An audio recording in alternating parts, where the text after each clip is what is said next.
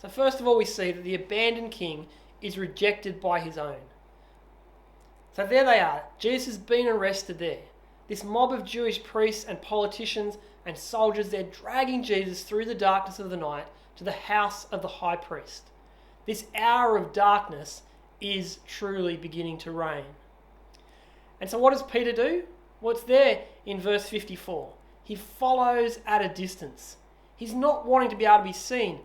And really, he's probably not sure really what's going to happen next. And what does he need to do? So there he is, sort of going in amongst the city streets, going from shadow to shadow, trying not to be able to see as they continue to make their way to the home of the high priest. And when they get there, there's a fire. In the middle of the courtyard, this fire has been lit. They're keeping warm around it. And as Peter sits down in the darkness, there's others around him. And I want you to put yourself into Peter's shoes at this moment. You see, he'd earlier that night sat with Jesus as they sat around the Lord's table together and said, "Lord, I am ready to go with you to prison, even to death." See, this was only a mere hour or so before. And not only that, he then goes to the Mount of Olives with Jesus. And there he takes out a sword, ready to defend Jesus to the death, ready to storm Jerusalem, to take it by force for King Jesus. And Jesus tells him, "No, put your sword away." Instead of Jesus using his divine power to strike down his enemies, his hand actually reaches out and heals the enemy. But now, this unwillingness of Jesus to take up the sword really has Peter confused. You see, Peter had been travelling with Jesus for 3 years. He knew Jesus. Peter knew how good Jesus was. But what sort of goodness was this that Peter was seeing? You see, for Peter at the moment, he's all a little bit confused. And so there, sitting around the fire, eventually a servant girl comes up and looks at Peter's face. And she thinks that she recognises his features, and she comes a little bit closer. And eventually said, this man was with him. And what's Peter's response? "Woman, I don't know him." And so again, a second time, someone else comes up and says, "You also are one of them." And again, what's Peter's response? "Man, I am not." He denies it a second time.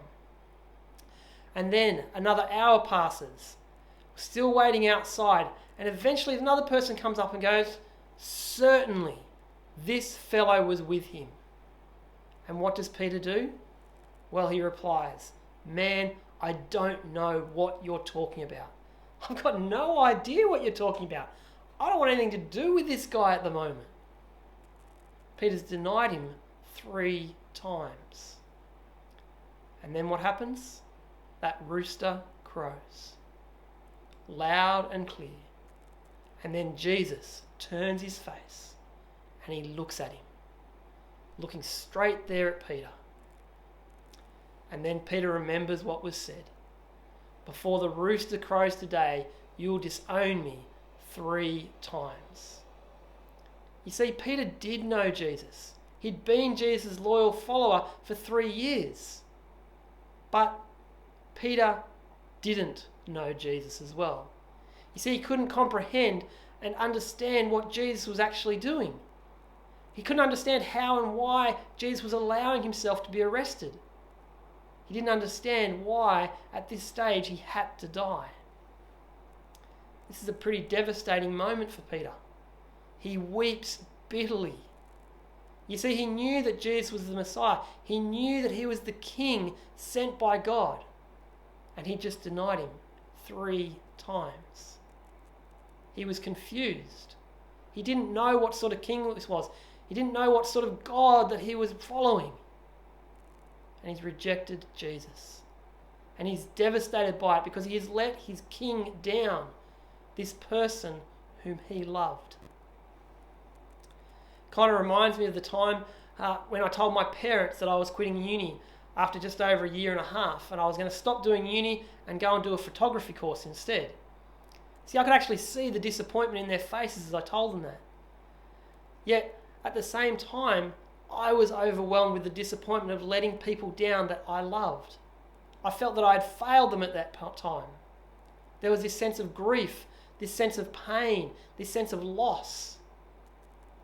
Yet this sadness was minor compared to the disappointment that Peter would have had as he let Jesus down.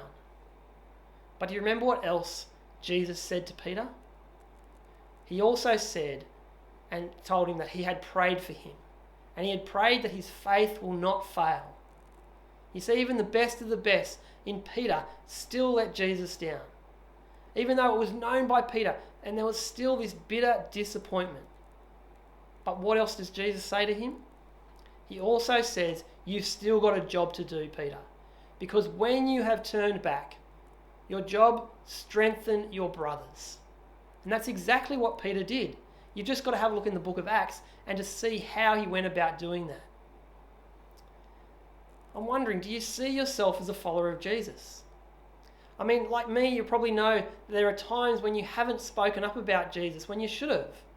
When maybe like Peter, you've pretty much just denied knowing him and you've just kept your head low instead.